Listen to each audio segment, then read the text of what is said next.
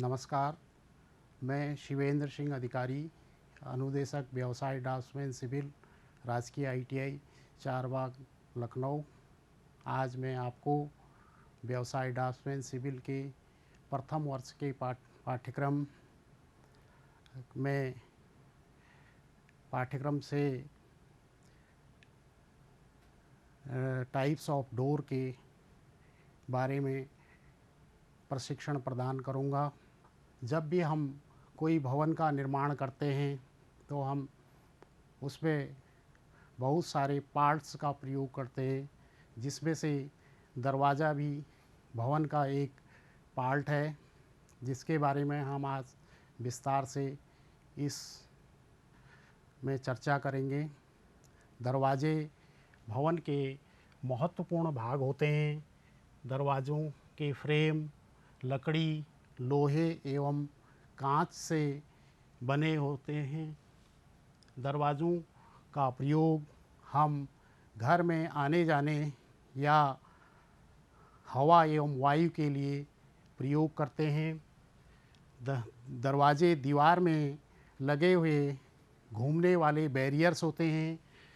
इनका मुख्य उद्देश्य भवन के विभिन्न कमरों को आपस में जोड़ना होता है। दरवाज़ा मुख्य रूप से दो भागों को मिलाकर बनाया जाता है, जिसमें पहला भाग हमारा चौखट या फ्रेम होता है और दूसरा भाग लीफ या पल्ला कहलाता है। इन दोनों को दीवार में फिक्स करने के लिए हम लोग चौखट को दीवार में जब फिक्स करते हैं तो उसको होल्ड फास्ट की मदद से दीवार में दबा देते हैं और पल्ले को चौखट पर कब्जों की मदद से हम लोग चौखट पर फिक्स कर देते हैं। उसके बाद अब हम मेन जो टाइप्स ऑफ डोर हैं वो कितने प्रकार के होते हैं उस पर जाते हैं। According to arrangement of component, उसके भागों के आधार पर दरवाजे कितने प्रकार के होते हैं ये हम सबसे पहले जानेंगे। उसमें सबसे पहला हमारा डोर है battened and ledged door. Battened and ledged door ये एक साधारण दरवाज़ा होता है।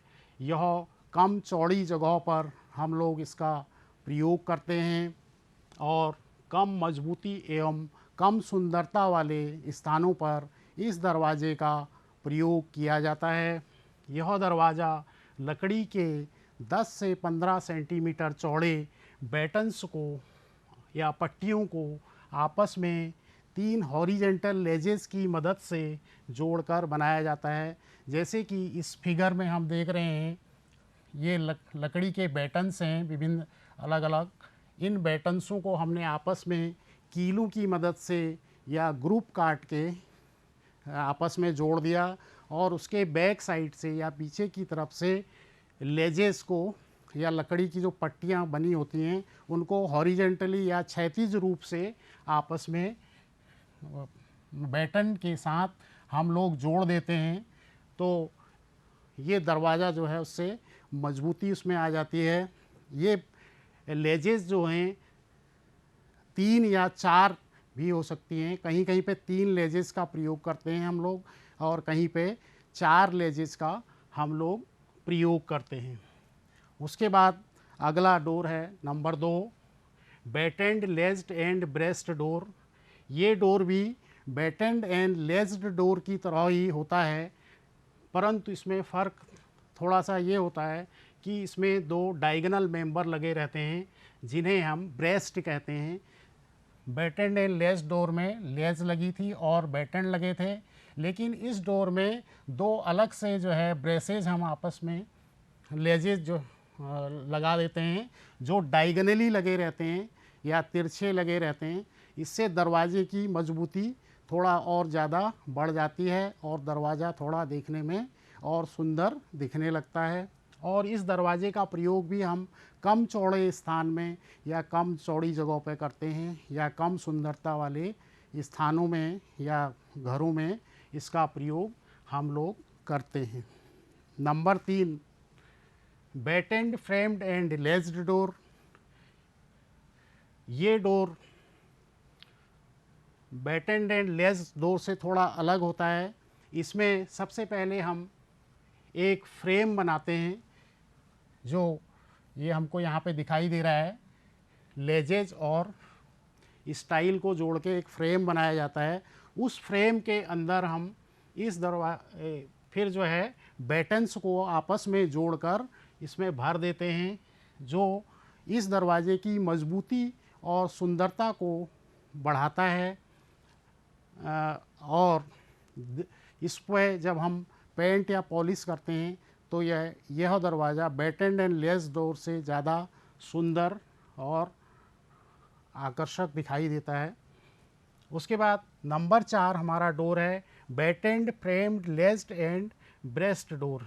यह दरवाज़ा उपरोक्त तीनों दरवाज़ों को मिलाकर या उसका कॉम्बिनेशन भी कह सकते हैं, दरवाज़ों का पूरा कॉम्बिनेशन है। इसमें ऊपर के तीनों दरवाजे की सारी चीज़ें हैं। इसमें सबसे पहले हम एक फ्रेम बनाते हैं। फ्रेम के बीच में हम बैटन्स को आपस में जोड़कर कील या ग्रुप काट के उनको आपस में जोड़ के उसके अंदर भर देते हैं फ्रेम के अंदर। और उसके ऊपर हम जो है ब्रेसेस जो है लगाते हैं, जो डायगनली लगे होते हैं ब्रेसेस। इन ब्रेसेस को लगाने से दरवाजे की हमारी मजबूती जो है बहुत ज़्यादा बढ़ जाती है। और इन दरवाज़ों का प्रयोग भी हम कम चौड़ी एवं कम सुंदरता वाले स्थानों के लिए करते हैं और सामान्य घरों में इनका प्रयोग किया जाता है। तो ये डोर थे हमारे उसके पार्ट्स के आधार पर। अगला है हमारा on the basis of method. उसके बनाने के प्रकार पे हम दरवाज़ों को कितने भागों में बांट सकते हैं। इसमें सबसे पहला डोर है हमारा फ्रेम्ड एंड पैनल डोर। ये दरवाज़ा बैटन दरवाजे की तुलना में ज़्यादा सुंदर होता है, टिकाऊ और मजबूत होता है। इसमें फ्रेमवर्क के खड़े मेंबर तथा स्टाइल 36 मेंबरों को जोड़कर इसको हम लोग बनाते हैं। जो 36 मेंबर होती हैं वो रेल्स कहलाती हैं और जो खड़े मेंबर होते हैं वो स्टाइल कहलाते हैं। ये दो यहाँ पे हमको दिख रहे हैं, एक इधर स्टाइल इसमें एक बनी है, एक साइड ये जो खड़ा मेंबर है ये हमारा स्टाइल है। और जो हॉरिजेंटल में मेंबर हैं ये रेल्स हैं। तो जो डोर जब हम बनाते हैं तो यदि वो सिंगल पल्ले का डोर होता है इसमें फ्रेम्ड एंड पैनल डोर में, तो उसमें एक तरफ एक स्टाइल और दूसरी तरफ दूसरी स्टाइल होती है, यानी एक पल्ले पे दो स्टाइल्स होती हैं। और रेल्स जो होते हैं वो 3 भी हो सकती हैं और ज़्यादा भी हो सकती हैं। जो इसके 36 मेंबर होते हैं, इसमें सबसे नीचे जो होती है रेल लगी होती है ये बॉटम रेल कहलाती है हमारी। इसको हम बॉटम रेल कहते हैं क्योंकि ये दरवाजे के सबसे नीचे के हिस्से में लगी रहती है, इसलिए इसे बॉटम रेल कहा जाता है। उसके ऊपर मिडिल रेल लगी होती है या इसको लॉक रेल भी कहते हैं। अगर उस पर हम स्लाइडिंग बोल्ट या ताला लगाने की व्यवस्था करते हैं उस रेल पे, तो उसको हम मिडिल रेल कहते हैं। और उसके बाद सबसे ऊपर जो है टॉप रेल आती है। टॉप रेल दरवाजे के सबसे ऊपरी हिस्से में लगी रहती है, जिसे हम टॉप रेल कहते हैं। इन रेल्स की चौड़ाई जो होती है वो अलग अलग होती है हर जगह पे। बॉटम का जो रेल होता है उसकी चौड़ाई सबसे ज़्यादा होती है और जो मिडिल रेल होती है उसकी चौड़ाई बॉटम रेल से थोड़ा कम होती है और जो टॉप रेल होती है उसकी चौड़ाई सबसे कम होती है। और इसका जो तीसरा पार्ट है वो इसमें जो है ये पैनल कहलाते हैं। चाहे जो भी इधर लगे हों इसमें, ये बीच के जितने भी पार्ट हैं इसके ये पैनल कहलाते हैं। यानी इस दरवाजे को हम पैनल एंड फ्रेम डोर को हम 3 पार्टों को मिला के बनाते हैं, जिसमें स्टाइल, रेल्स और पैनल होते हैं। पैनल जो फ्रेम के बीच के खाली भाग है उसको भरने के लिए प्रयोग करते हैं। ये पैनल हमारे लकड़ी के भी हो सकते हैं, शीशे के भी हो सकते हैं और किसी अन्य पदार्थ के भी बने हो सकते हैं। पैनल डोर कई प्रकार के होते हैं, जिसमें सबसे पहले हम आते हैं सिंगल पैनल डोर में। सिंगल पैनल डोर वो डोर होता है जब हम फ्रेम के अंदर केवल एक ही पैनल का प्रयोग करते हैं। जैसे ये हमारा इसका फ्रेम है और इसके अंदर हमने केवल एक ही फ्रेम यूज़ किया है। इसमें दो स्टाइल हैं अगल बगल और एक टॉप रेल है और एक बॉटम रेल है। यदि हम इस प्रकार से इस डोर को बनाएंगे और इसके बीच में एक ही पैनल लगाएंगे तो ये सिंगल पैनल डोर कहलाएगा। और यदि हम इसी को डबल पैनल डोर में आते हैं तो यहाँ पे हम दो पैनल अलग अलग करेंगे, पहला ये हो जाएगा और दूसरा ये हो जाएगा। तो इसमें स्टाइल है और बॉटम रेल है, मिडिल रेल है और टॉप रेल है। तो यहाँ पे हमारे दो पैनल हो गए, तो इसको हम डबल पैनल डोर कहते हैं।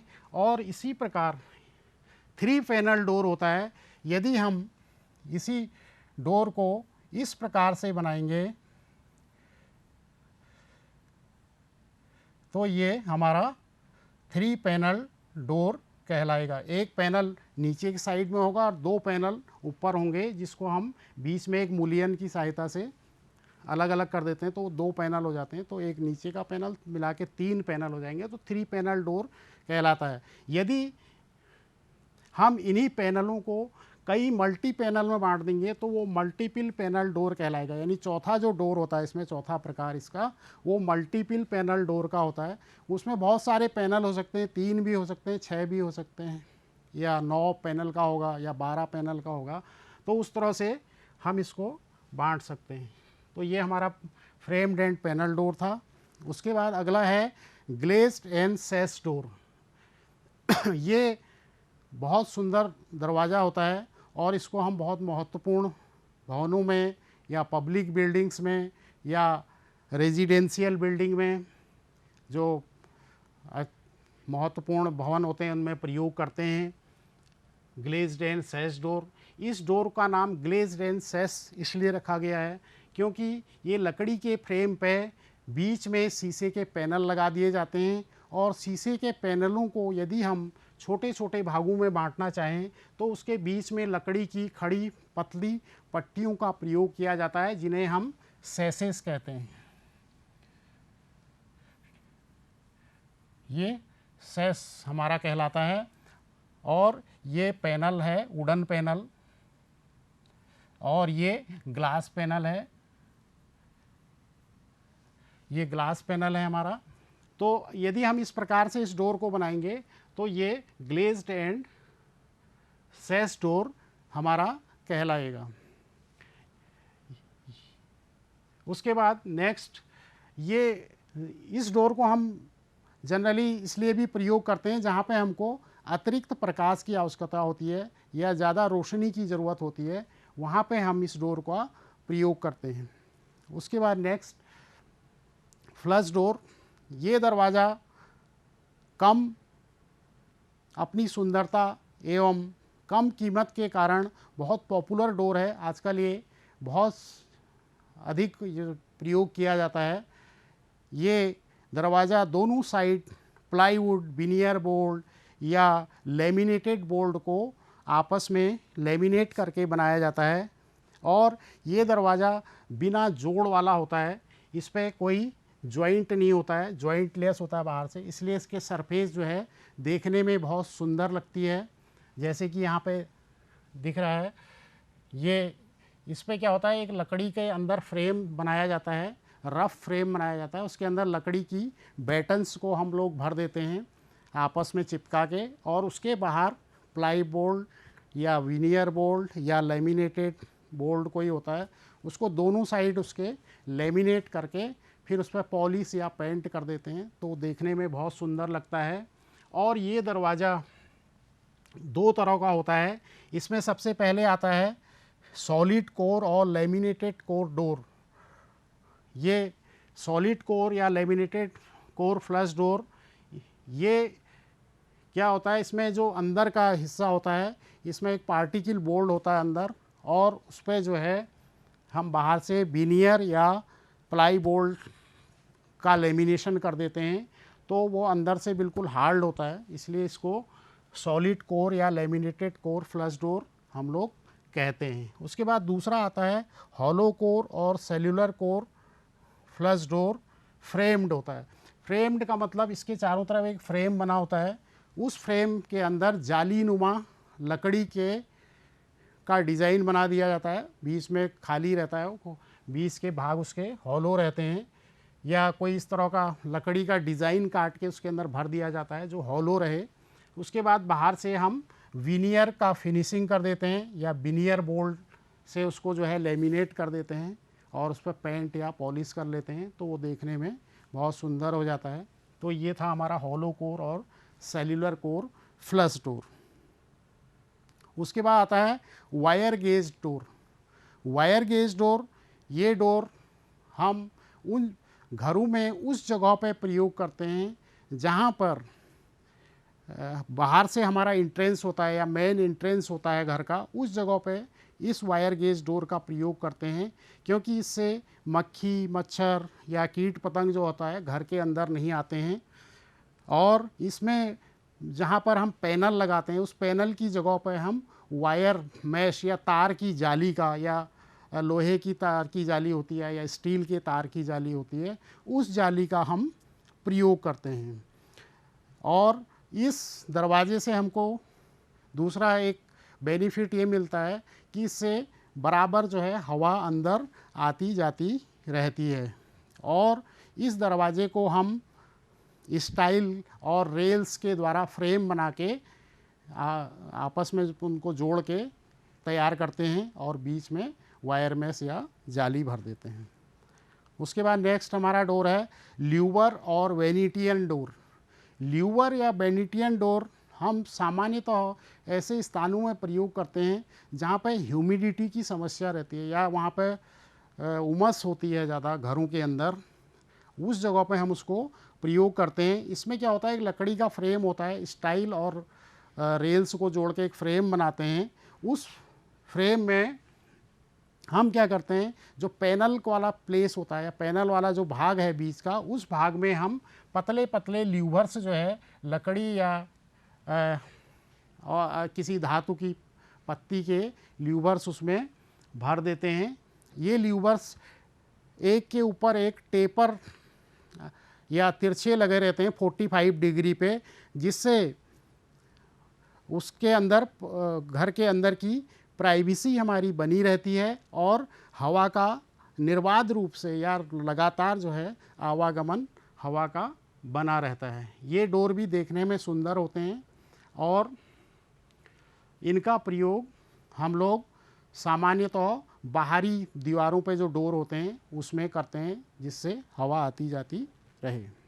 उसके बाद on the basis of working operation, यानी वो दरवाजे का काम कैसे वो चलता है या कैसे वो वर्क करता है वो डोर, उसके आधार पर हम डोर्स को कितने भागों में बांट सकते हैं।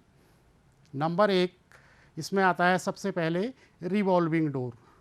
रिवॉल्विंग डोर क्या होता है, ये सार्वजनिक स्थानों पे इसका ज़्यादा हम प्रयोग करते हैं। अमूमन हम देखते हैं कि जो पब्लिक बिल्डिंग होती हैं, सार्वजनिक भवन होते हैं, जैसे कोई स्टेडियम हो या कोई स्टेशन हो, रेलवे स्टेशन, बस अड्डा, वहाँ पे इन डोर्स का प्रयोग करते हैं। ये क्या होता है, एक धुरी पे, एक पिलर पे, पोस्ट पे 4 इसके जो है भाग होते हैं। चारों भागों को एक पिलर या पोस्ट पे क्रॉस के आकार में या प्लस के आकार में जोड़ के बनाया जाता है। ये नीचे ज़मीन में स्प्रिंग की मदद से कसा हुआ होता है और ऊपर टॉप में भी इसको कस दिया जाता है और ये जो है चारों तरफ ऐसे घूमता है। जिधर भी हम इसको अंदर पुश पुल मेथड होता है इस पर, तो उस मेथड से हम इस डोर को जो है बनाते हैं। इससे क्या होता है कि ये ऑटोमेटिक बंद हो जाता है, इसको किसी को बंद करने की ज़रूरत नहीं पड़ेगी, वो अपना पुल करेगा, धक्का दे के अंदर चला जाएगा, तो दरवाज़ा फिर अपनी पोजीशन में वापस आ जाता है और बंद हो जाता है।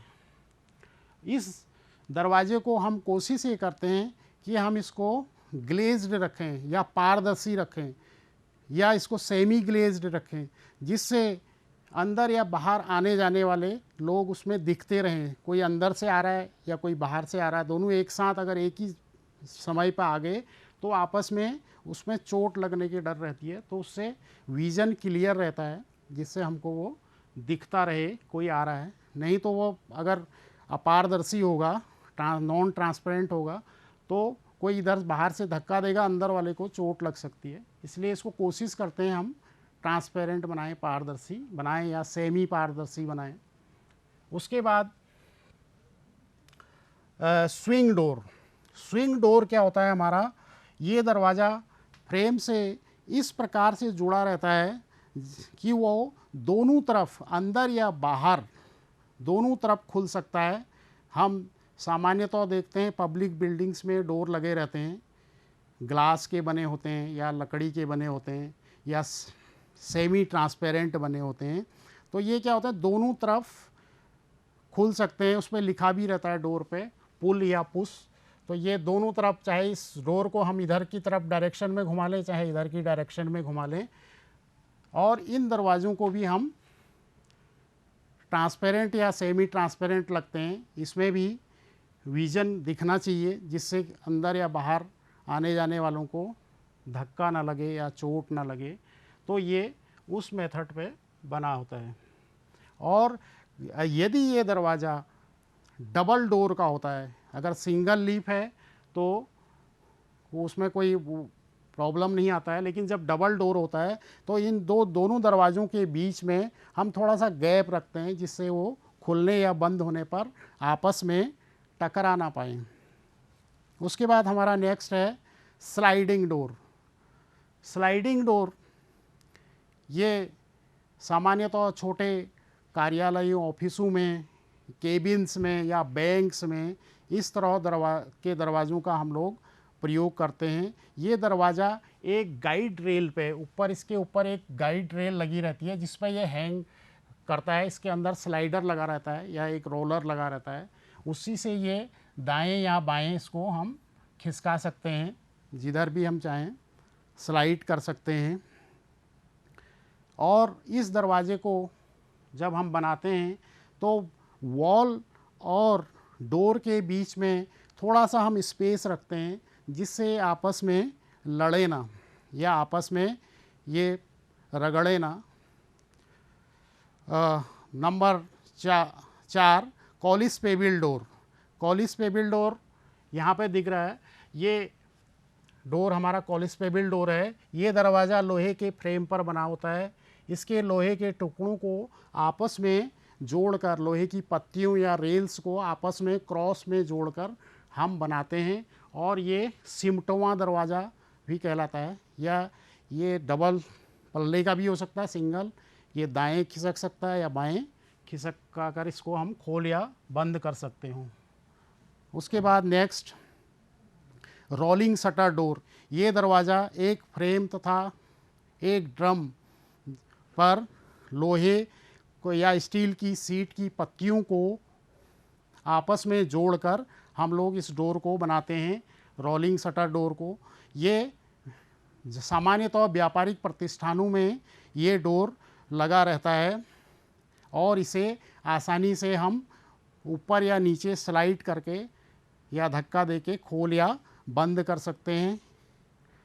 ये दरवाज़ा दो तरह का होता है, एक pull push type rolling shutter door होता है और एक मैकेनिकल गियर टाइप इसमें रोलिंग शटर डोर होता है। ये दोनों शटर दोनों रोलिंग एक ही होते हैं, लेकिन इसमें फ़र्क क्या होता है कि यदि उसका एरिया 10 स्क्वायर मीटर से कम होता है तो हम उसे पुल पुश मेथड कहते हैं, और यदि mechanical gear type rolling shutter door कहेंगे तो उसमें उसका एरिया 10 स्क्वायर मीटर से ज़्यादा होता है। तो ये थे हमारे आज का प्रशिक्षण का हम इसमें सारांश है। According to management of component, पहला बैटेंड एंड लेस डोर था, दूसरा battened ledged and braced door था, तीसरा battened framed and ledged door था, batten frame ledged and braced door था। On the basis of method framed and panel door. Number 2 glazed and sash door. Number 3 flush door. Number 4 wire gauge door. और on the basis of working operation revolving door. उसके बाद swing door, और तीसरा था हमारा sliding door, चौथा हमारा कॉलेस्पेबल door था, और पांचवा रोलिंग शटर डोर था। आज का जो संदर्भ हमने लिया है ये NSQF लेवल 5 नीमी पैटर्न की बुक से ये प्रस्तुत किया है। आज का जो प्रशिक्षण मैंने आपको प्रदान किया, आशा करता हूँ कि भविष्य में ये आपके लिए उपयोगी सिद्ध होगा। थैंक यू, धन्यवाद।